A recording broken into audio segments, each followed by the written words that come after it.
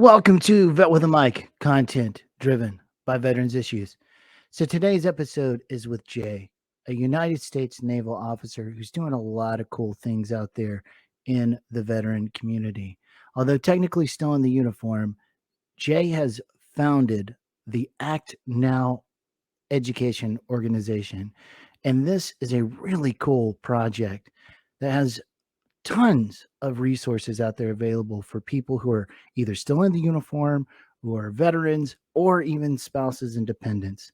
So, we're going to talk to Jay about all the cool things that are available through his organization, and we're going to find out a little bit more about what exactly drives Jay.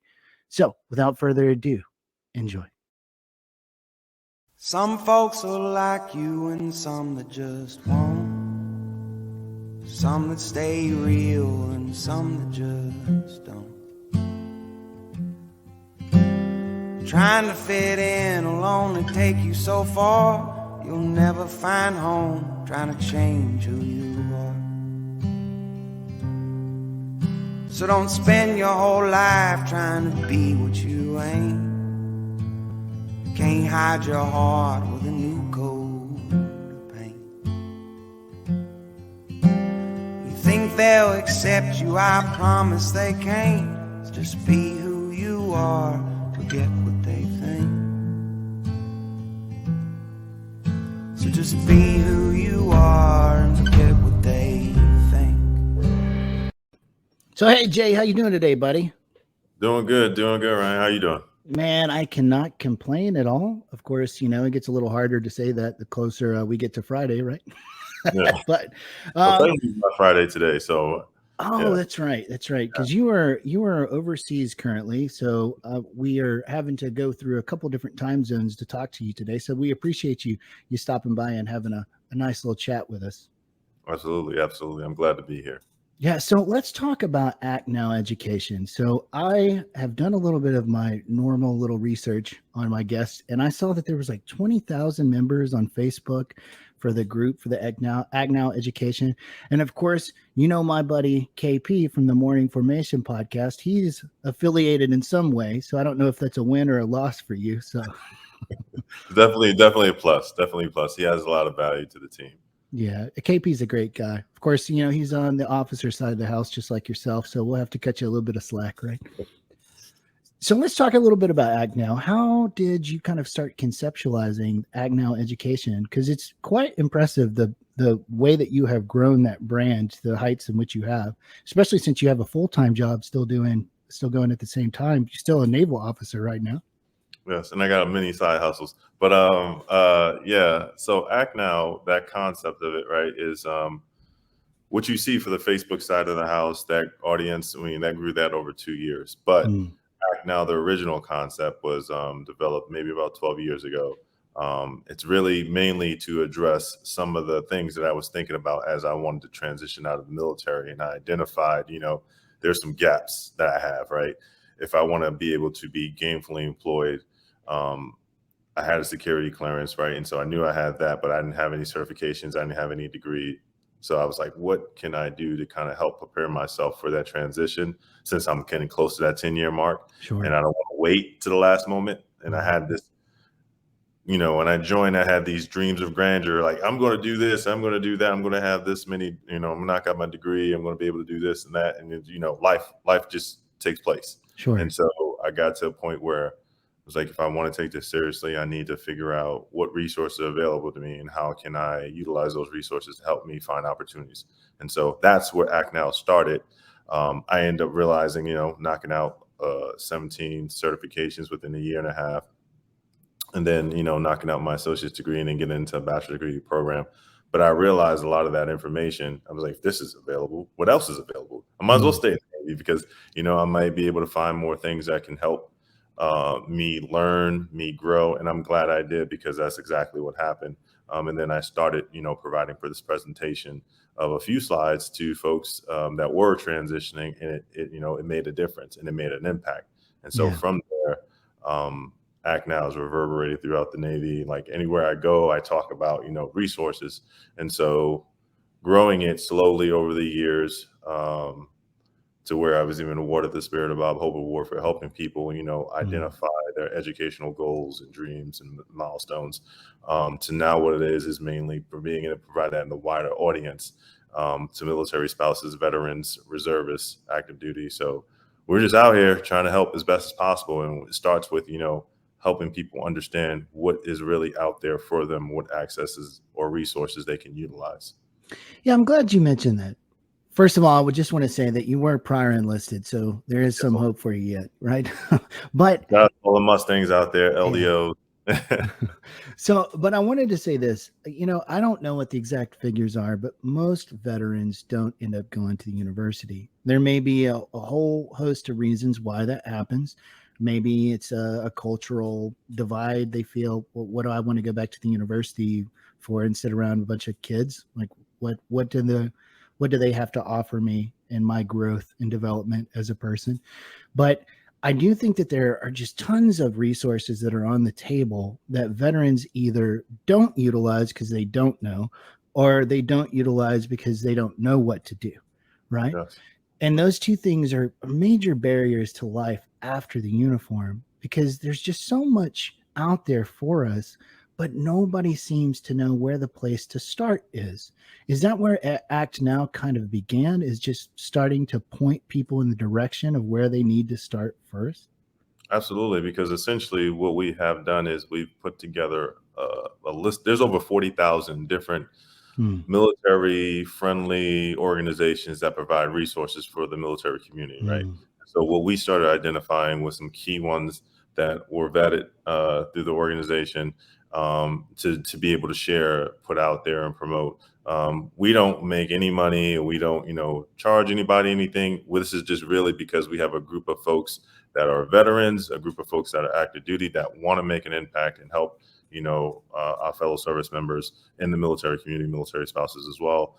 And so you have to kind of understand, like, being able to find, like, the transition process or whatever it is that, service members are looking for. Sometimes it's hard to find, like, those resources, right? And if you don't know, you just don't know, right? Yeah. So that's one of the aspects, right? So, but we try to make it a point to highlight programs to be able to identify, oh, well, if that's out there, maybe more it's out there, or maybe something else I can find. So that's where it starts. But definitely it is one of those things, because how many times has someone come across something like, where was this 10 years ago? Right. Or where was this one? Yeah, I needed it. I need it now. Where is it? So we try to help with that. Yeah. I know that just in the university setting, for example, there's 2 chapters within the post 9/11. There's 33 and 31. And a lot of people don't know about Voc Rehab at all. It's like something that I guess they just don't do a very good job briefing people on as they're on their way out the door. Maybe it's, I don't know, maybe it's the complicated rating system and everything else that also accompanies the Voc Rehab program. Not really sure, but that was just one example of many programs out there that are available to veterans. And of course, you cater to active duty, veterans, spouses, not just that one single demographic. But it's just something that we fight a lot around here to kind of expand people's knowledge base about the many different things that are available for you out there.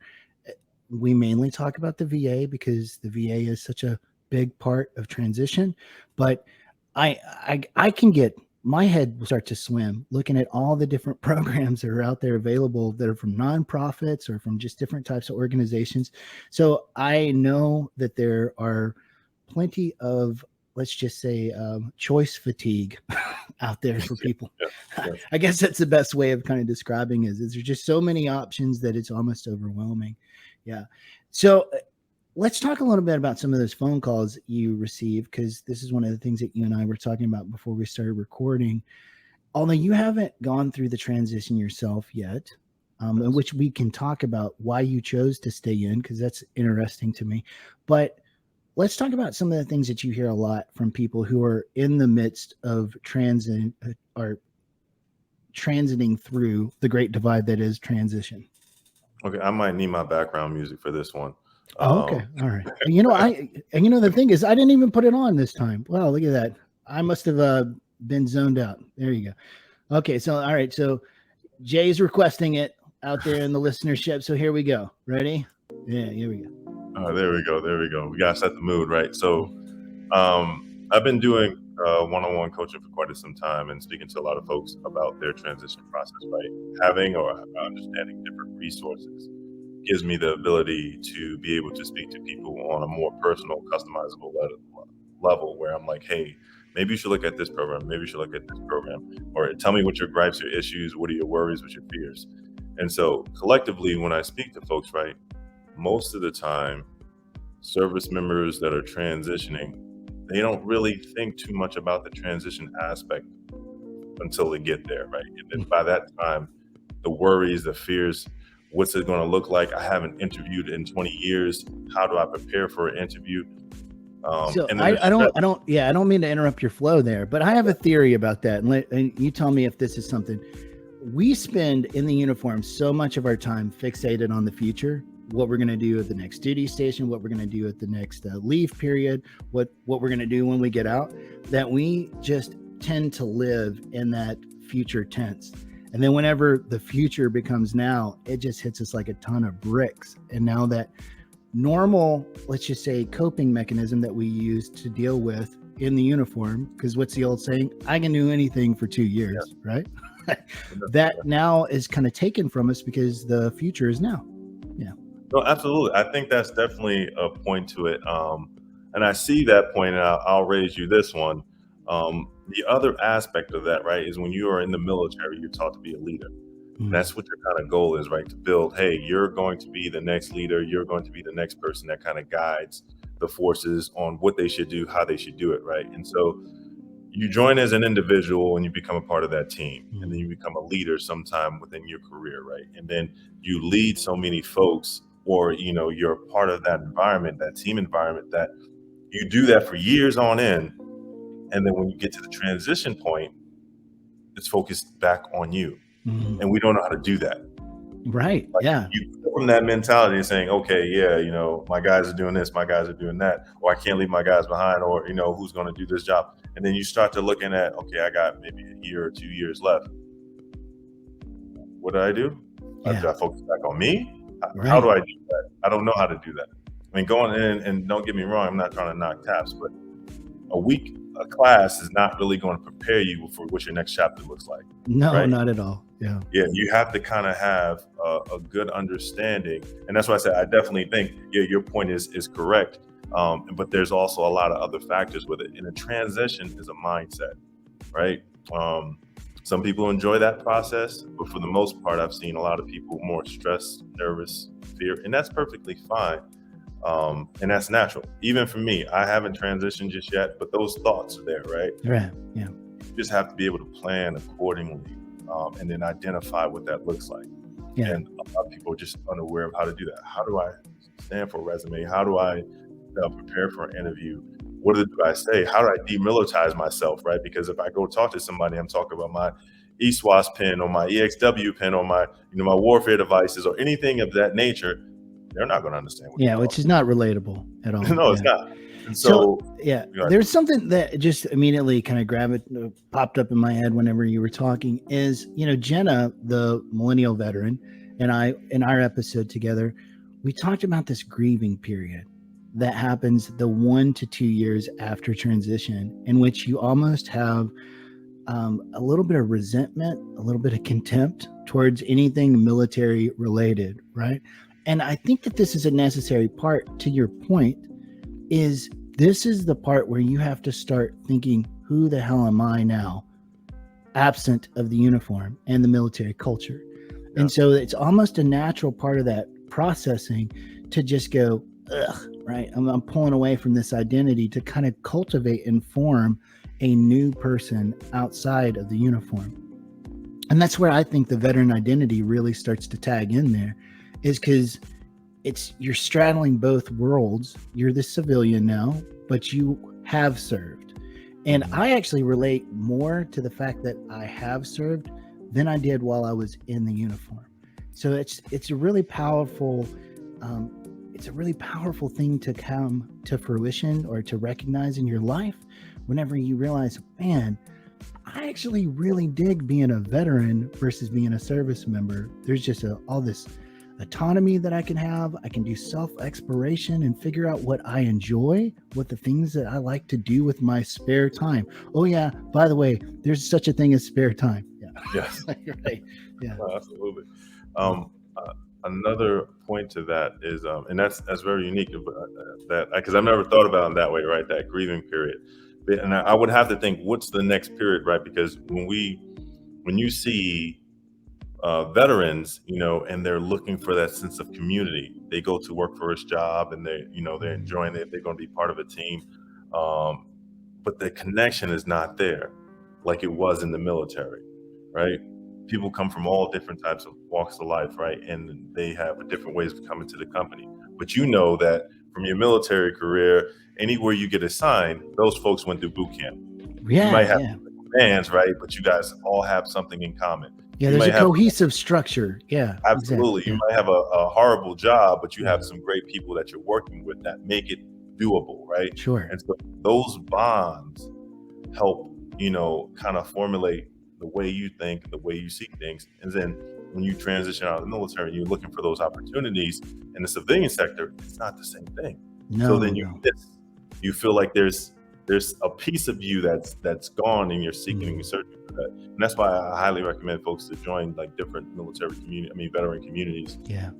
To be a part of that, because it helps you understand that symbiotic flow of that relationship, that bond that you have with the military. And that's important for your health. That's important for the way you move forward.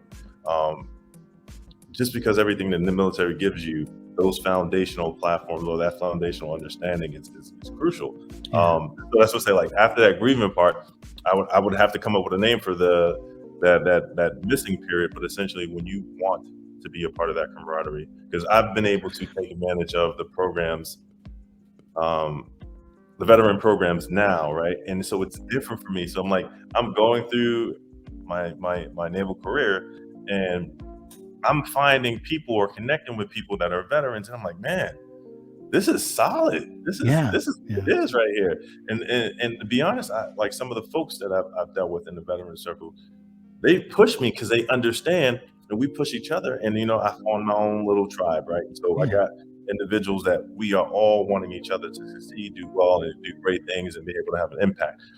I can't really say that I get that from the military perspective, because everyone's focused on the job and the hierarchy. The hierarchy is so. Well, I would say it silos you into these groups. I mean, because you as an officer, you couldn't have fraternized or talked with me about, we couldn't profess the woes of life and love together, could we? No. So then you get kind of just relegated down to whatever your pay grade is, and then that is the only way that people view your value. But then obviously, because I was an enlisted guy, right? Obviously I've done some pretty cool stuff after the uniform and higher ed and whatnot. So if you and I were interacting within the hierarchy, you were supposed to see me as less than, right? I didn't have as much capability as somebody who was in the officer ranks, because that's the way the structure calls for it. You have to be that way. And I understand there's lots of logic that goes into it, but as far as people seeing what different domains people are good at, it's not really conducive for exploration into oh wow, I found out that Jay's really good at this, right? You wouldn't be able to do that in the uniform because of those rigid hierarchies. Yeah. Sometimes I try to break down those barriers, right? So a lot of the sailors or soldiers or airmen that work around, like you'll get an honest conversation about me, about what's going on in your life, what's the next moves and things that you need to do. And it's more so like, I tend to accredit this to my time as enlisted, right? So I had some really, like my first few tours, I had some really great leaders, phenomenal leaders. And then my next few tours, I had some not good bad ones, really bad ones, right? Really bad. Like if I could tell you some of the stuff, like that's horrible. And to me, I was like, man, what happened? Like these guys, these women that originally were, part of my first beginning of my career, that made me think the Navy was like, man, this is going to be great. It's a great opportunity. And then when I got to these other commands, I'm like, hey, it's like different, the mindset or what happened? And so, but here's the thing. because of those great leaders, I was able to identify, some deficiencies, some gaps in those other areas, right? And what can I do to improve that for myself, right? Not only identify the problem, but be part of the solution. And so for me, I always try to utilize those things to help sailors now or service members now. Like, hey, think about it in this way, right? There's so much you can control, but do what you can for yourself. That way you can best move forward. Use these opportunities. Don't like gripe and moan. And I mean, you can do that. Absolutely do that. Yeah, if you have some bad issues, but take that as a leadership opportunity. How can I overcome this? Because I guarantee you, when you get out of the military and you come across something like that, you'll be that much better for that experience because of that. And you're owning that, right? And you're owning it for yourself. Some accountability for the situation. Absolutely. Yeah. So I try to tell folks that as best as possible. Probably doesn't come out that way. It's probably like, hey man, own this. But and it's like, okay, or whatever, sir. I'm sure you understand. Absolutely. Yeah. And then maybe, out of the 10 sailors I tell, maybe 3 of them would take it on, and maybe 7 really don't understand what it is, and they may reflect on it. Like for me, my first tour, I listened to everything my mentor said, everything my supervisor said, and I took a lot of that with me. And then when I went to that next tour, I was like, man, where are the good people at? Not to say everyone was bad, but I was like, where are the leaders that I can gravitate towards, right? But I'm like, what are the lessons I learned? And how can I improve it? And I think that second tour was a better tour for me because of the challenges that I had to deal with to overcome. Whereas that first tour was a good foundation and I learned a lot. That second tour really, put it on me. I'm like, okay, I need to do these things to make sure that I'm good to go and I understand clearly what's going on. So going back to this new phase that you wanted to kind of christen, right? Is I really kind of consider that to be the veteran process, right? So maybe if we could call it the veteranizing or whatever that happens in that space, is that's whenever you start to realize that, look, this is who I was. Yes. This may be who I want to be, but who am I right now? And you start to place yourself on this, what we call the veteran continuum, right? Yeah. Because there's so many different experiences that you can have within the uniform that makes you a veteran. So you start to try to evaluate, well, what exactly is my uniformed experience? And what does that mean to this new identity as a veteran? As we kind of talked about, the only thing that really matters, I would caution people from trying to fit themselves into a particular box on that continuum, because you can be a reservist and have more deployments downrange than active duty people. You can be a Marine and have more of a support function than a sailor. There's really just a lot of different experiences that you can have in the uniform. But I think the most important thing is to realize that it's the culture. It's the shared unified culture that matters. You both are, the veteran identity itself is a specific type of person who has sacrificed for something bigger than themselves, and you can plug into a certain shorthand, a social script, if you will. Now, the problem is, as we just kind of talked about too, is you got to make sure you're using the right social script, right? If you're going to use the veteran or the military social script with civilians, they're going to look at you like you're a wackadoo, right? They're not going to understand why you're so mad whenever they're a few minutes late to a meeting, which is an example we use quite a bit around here. But it's being aware that you can have a duality. You can have two scripts, and depending upon which environment you're in, you utilize the correct script. So I think that's a part of the process. I don't know. What do you think about that? No, I definitely think you're 100% on point with that. Understanding that, right? Because for so long, especially if you serve maybe 20, 30 years, even 10 years, your identity is with the military. And so it's sometimes hard to shed that when you're talking to civilian employers or, outside of the military. People don't really understand that context. And you kind of simulate it to how you talk to your family members or your friends that are not in the military about things that you do in the military. And they're like, that's crazy. Why would you do that? Well, because we got to clean the ship. or we Yeah, got to yeah. pay those, or whatever it is that you Yeah. have to do, right? And so, yeah, understanding that, you know, the military is an aspect of you, but there's more to you, right? And so you have to be able to bring that out. And so, like, if you're talking to, like I said, for example, on an interview, an employee's like, hey, you're in a time where you had to overcome something, you know, and you talk about, well, my sailors, or you don't think about that. You think about, you know, well, in this environment, you know, I worked with a team of folks and we were set to do this task. And leadership was telling us to do it one way when I knew there was be a more efficient way for us to do it. So I recommended it to the leadership. This is how we approach this situation, gave them a plan, and I said, I plan to execute. And then that's a better way of communicating, right? And sometimes it's hard to be able to do that because you've been speaking the military lingo for so long. But I got another story. Actually, this is one is from someone I spoke to during one of the one-on-ones. She was trying to get a job with Facebook. Veteran trying to get a job with Facebook. She was a senior chief, which is an E8 for those who are not aware.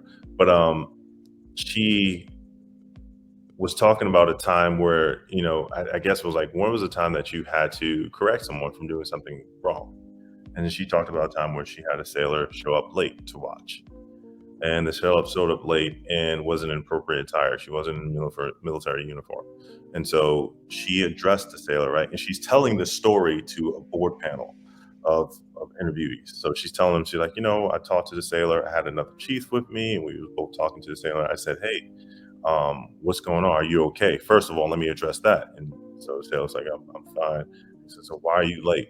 He's like, and it didn't give a really good answer on why she was late. So as you know, supervisors do, once she figured out it was kind of clear space, okay, it's time to lay into her a little bit. Like, hey, you know, if you are late, you know, that is affecting the whole watch team. There's someone else that's waiting for you to relieve them. And because of your responsibleness, or you're not holding yourself accountable, there's a whole thing that we need to work this out, right? And so the sailor begins to tear up and start crying. And so the senior chiefs, like normal senior chiefs, fix your face. You need to fix your face. Go in the bathroom, fix your face, come back out here and get on watch. Change your attire, get on watch. And so that's all she thinks about. She tells the story, right? And so I'm sure that went over well with Facebook. well, here's the thing. And she was just telling me, and I was like, well, and she hadn't talked to anybody about it. But I was like, you know, where that could have been misconceived as difficult for somebody to entire, because like somebody outside the military, somebody outside of uniform, what they envision is, think about it. You think about military, think about war movies, right? Mm-hmm. Whatever war movie this person has probably seen, because she said the person that, when she said that, her face looked horrified. She's like, think about what that person could possibly think about. She's thinking about war movies and she's seeing people yelling at each other, right? And then all she can imagine, you is walking around Facebook telling people, fix your face, fix your face. And so, like, that's not something that's conducive to, you know, her work environment. So she's like, Right. I don't want this person walking around my job telling people to fix their face. So I was like, there's a better way to kind of talk about that and have that, but that's things that we just don't think about, right? We're being real, we're being honest, we're providing the situation, but you just got to think about what you're saying and how you're saying it. That just is another way of illustrating or talking about how the military culture is alien, right? There's no, I wish a boss would say some shit like that to me, right? I'd be like, out of here. Yeah. This one, right? And only in the uniform can that happen, right? That's it. So, of course, KP and I talked a little bit about soft skills in his interview that I did with him. And I didn't know much about soft skills or the approaches that you upper enlisted types or you officer leadership types use. I didn't realize that you guys kind of found new ways to let's just say motivate us peons to do work. But to your point as well, it's picking the right script. And there are some things from the military script that absolutely can track over into civilian settings, but you got to be pretty aware of which parts do and which parts don't. And the rigidness of the disciplinary actions that can come within the uniform are not one that come within the civilian structure, right? And I think to your point too, maybe this is, it's so tough to lose what I call the status of being in the uniform.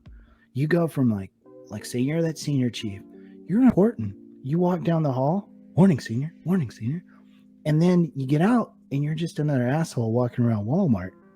People don't care. So what does that mean? You were like in charge of something? They don't care. There's not going to be the same adoration that people get, or that they're accustomed to in life in the uniform. And that's really difficult to lose whenever you're navigating the transitional space. Yeah. Yeah, and I've seen that through, like I said, through multiple phone calls.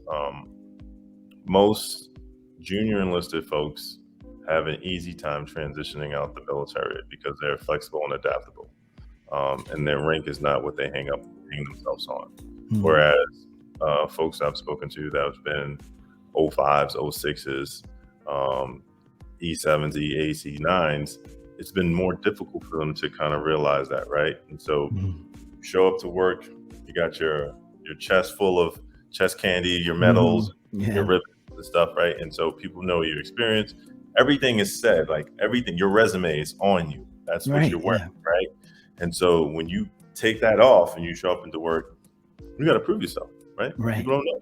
They don't know anything about you. Can't rest on your laurels. Yeah. Yeah. And even if you talk about it, like there's cool.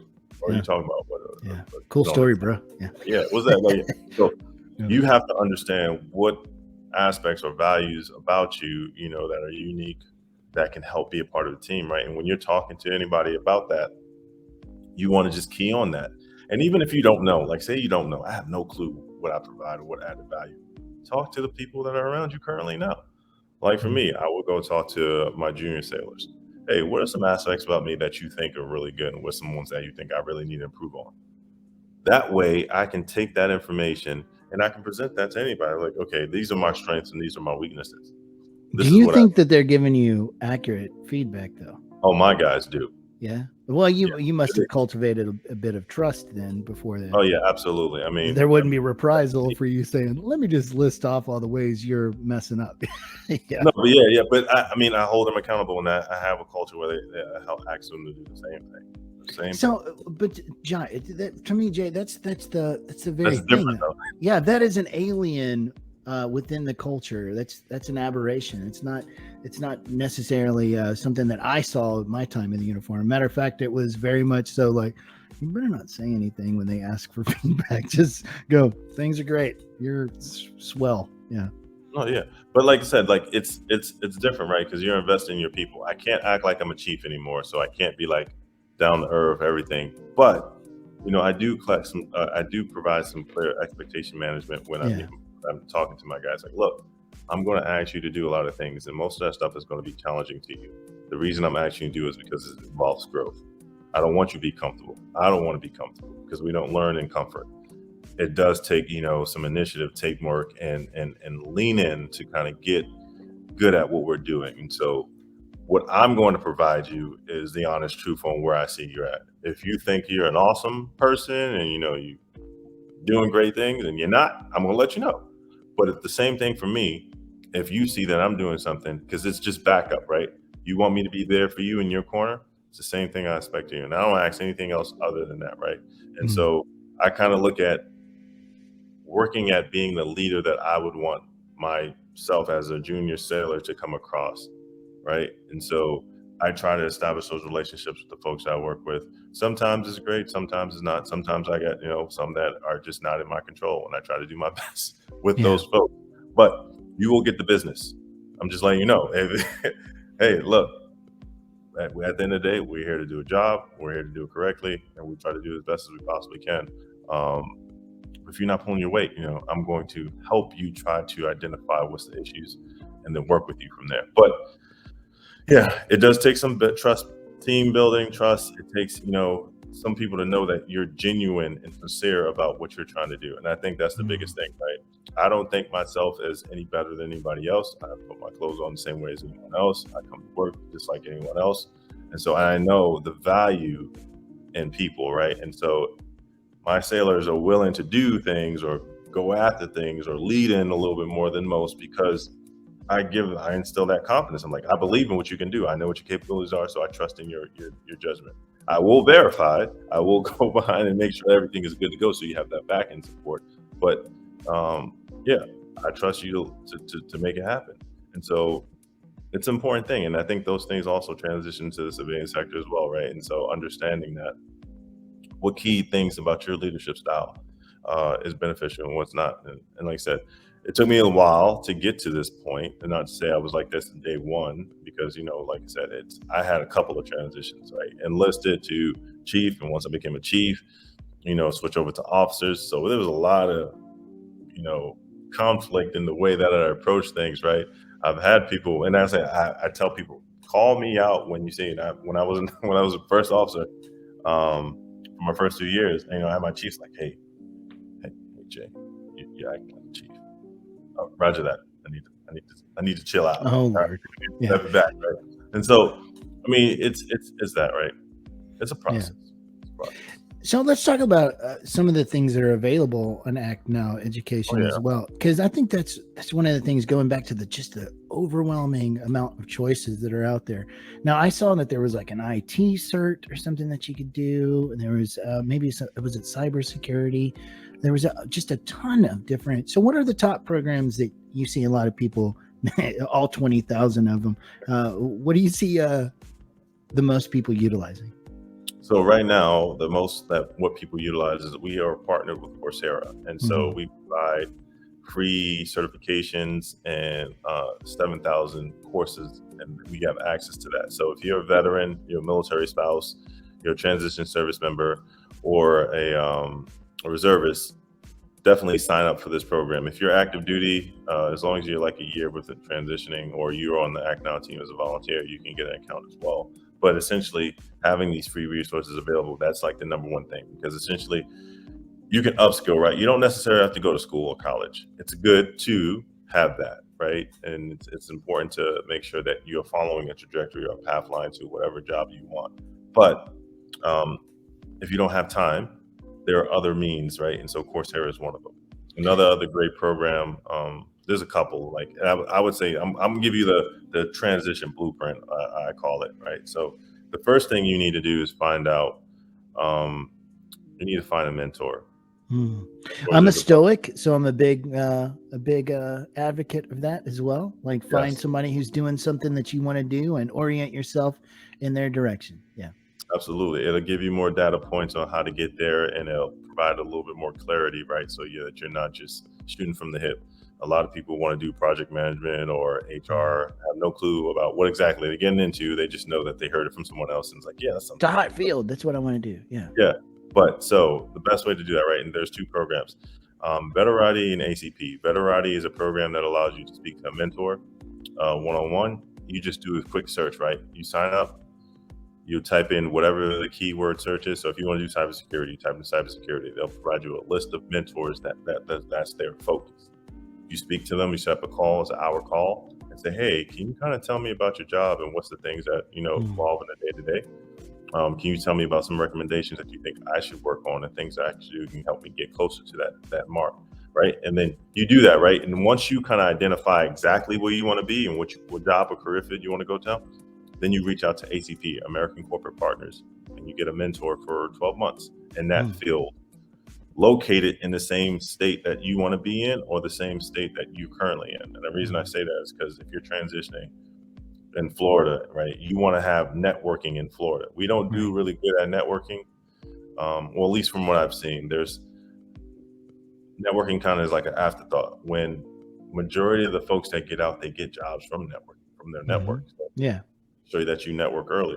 So 12-month free mentorship from ACP, which is a great program. And then from there, right, you have those two programs that you're working in. Start focusing on network. So you have the mentorship, then get into your networking. So there's programs like Vest to Industry, LinkedIn Mill City, the Keys, 50 Strong, where they bring in different employers. They talk about different topics. Don't play the background either. Don't play the gray man or woman. Actively participate, make it a point to have some goals or things that you want to accomplish on those calls. I want to connect with 3 people from this organization, or I want to connect with 3 people from that company. So make sure you do that. Once you have that done, refine your resume. Identify the jobs you want to apply for and build your resume towards those jobs. Don't have a general resume. Doesn't help, right? It's just throwing it out there. You want to be more specific and intentional with everything that you do. I'm not saying have a resume for every single job that you apply for, but if you're applying for a project management job, make sure that your project management resume is good to go. If you're applying for a leadership role, make sure it's good to go and it reflects that. Then lastly, I would say start preparing interviews, right? There's what's the program called? Canderfill. They do mock interviews. There's a bunch of resume resources, and you can find all this stuff on Act Now Education. We have a long list of resources that are available, right? And then also identify opportunities for certifications. There's a long list of certifications, whether it be IT, whether it be cybersecurity, whatever it is, we most likely will have it. So definitely use those opportunities, right? Once you identify all that, you have the mentorships, you have that, jump on a Skill Bridge program, learn what you can on the military's dime, and then transition out the military. And it'll be a lot easier for you opposed from kind of just seeing what happens at the end of your career. You want to own it. You got to own that transition.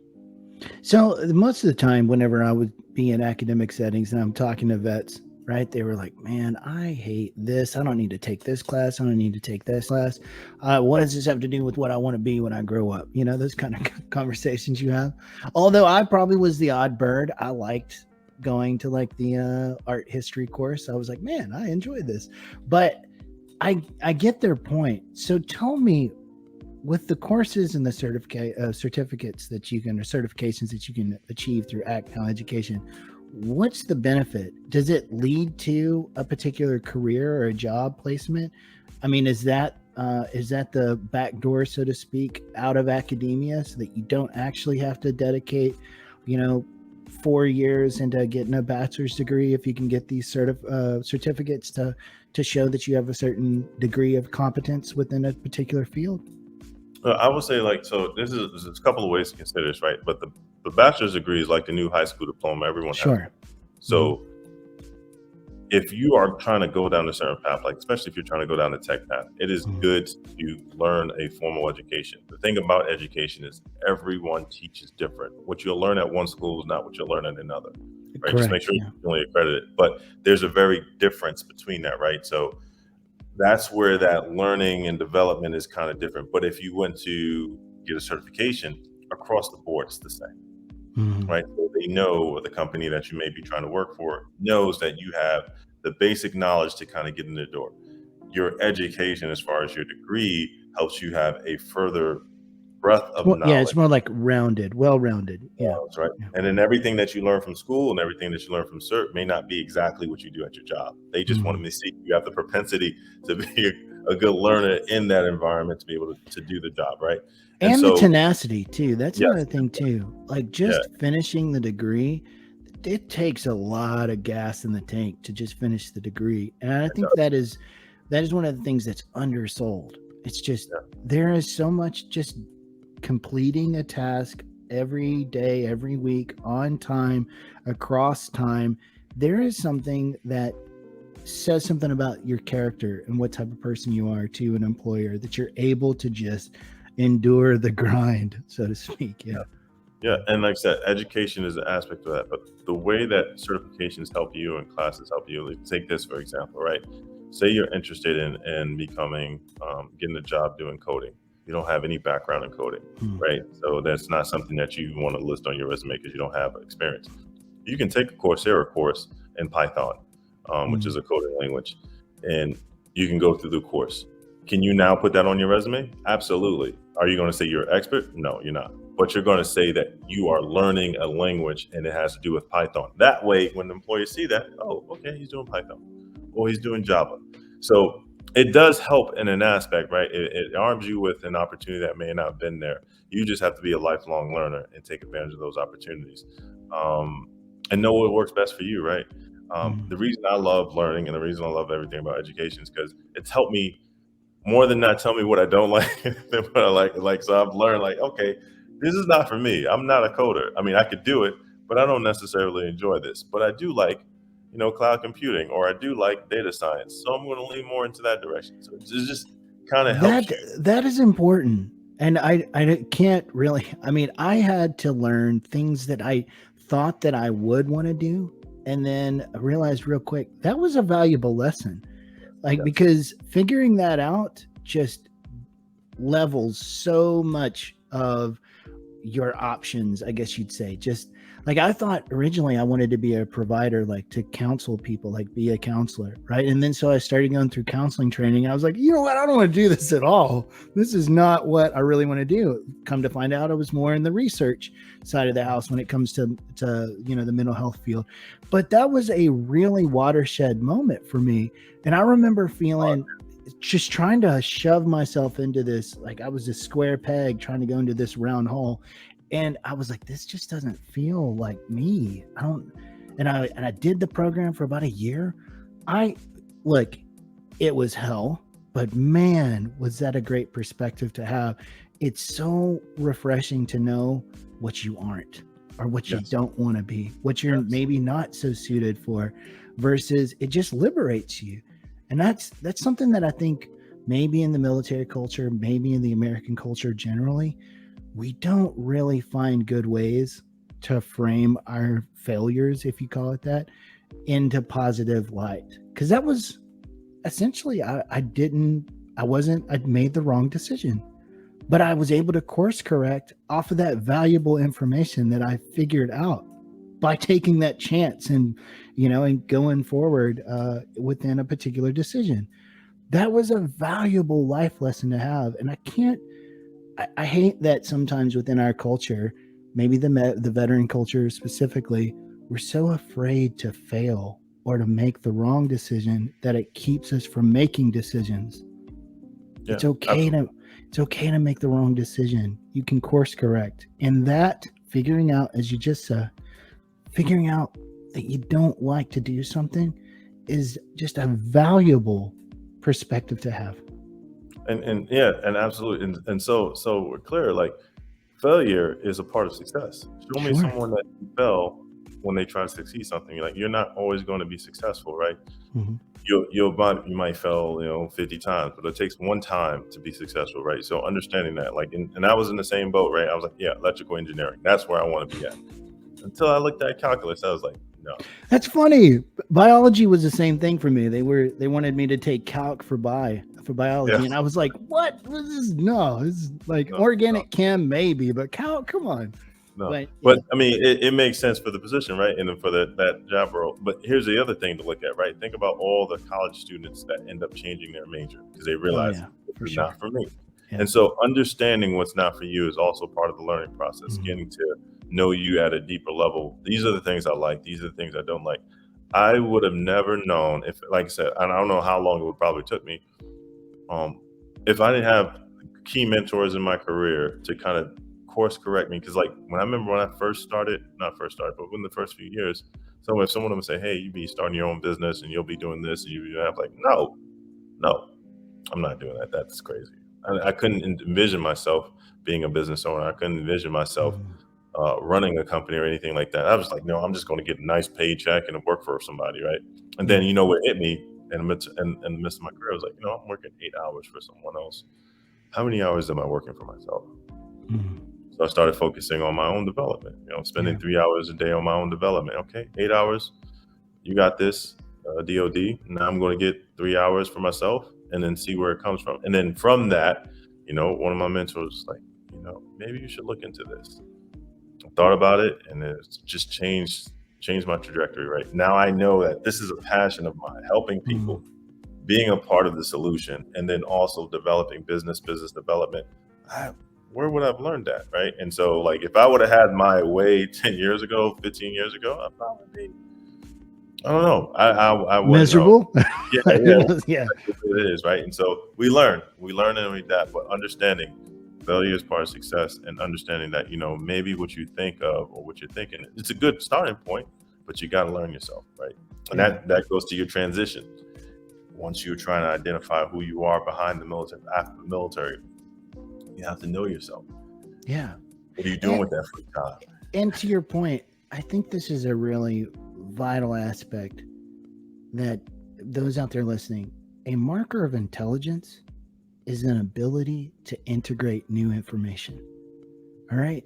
Don't keep doubling down on the path that you're on whenever you know that you're feeling miserable. You're having those doubts start to creep in, like, you know what? This really doesn't fit for me. That's okay. Just the ability to integrate new information is vital to any long-term success that you're going to have. So I couldn't agree more. Yeah. Absolutely. Starts with you. It definitely starts with you, but understanding that, right? And so what we try to do at Act Now is be a part of that, right? We are your tribe. We're your community. There are a lot of things out there. It could be overwhelming, right? But there's a way to go about it, right? You can't be afraid to ask for help. You can't be afraid to reach out and say, hey, I don't know this, or can someone help me on that? And you'll see it on our page or on our Facebook group, Act Now Education, the Facebook group. You'll see people respond and they'll say, hey, this is what I know. This is what I know. I don't have the ability to answer 20,000 folks, right? Sure. So we have a great community that provides that. But it's hard and understandably so. You have to keep this in mind. Transition is a mindset. It's not easy. Don't take it for granted. Give yourself the space that you need, especially with your family as well. So that peace, when you hit it or you start it, or for those who already did it, you got to understand, like, you have to be prepared for that. And sometimes we're just not there. It's okay, but you have to be able to call it out for what it is and then work with it, right? Adapt, take in that new information, be able to turn that around and make something out of it. I say that now and watch how my transition goes. It's going to go great. That's all right. No, I mean, you already have one of the in my opinion, just a vital piece, which is that support structure around you. I say here quite frequently, the best resource we have is each other, other veterans, just the relationships that you and I have now together. The people that you know, the people that I know, those are force multipliers. They're synergistic in nature. They lead to an increase in probability to successful outcomes. So turn into the people who are within your tribe or your culture, the veteran culture. Yeah, I think you're going to do well, man. I'm not worried about it at all. So let me ask you, we're up here on the 52-minute mark. Is there anything that you felt like that we should have covered today that we didn't get to? The other thing I would say is take time for your family, for sure. Make sure that your family is part of your priorities. And we say that, sometimes we can just we're going after whatever carrot that's dangling, and try to enjoy the moments for what they are. But, time is the only thing that we can't get back.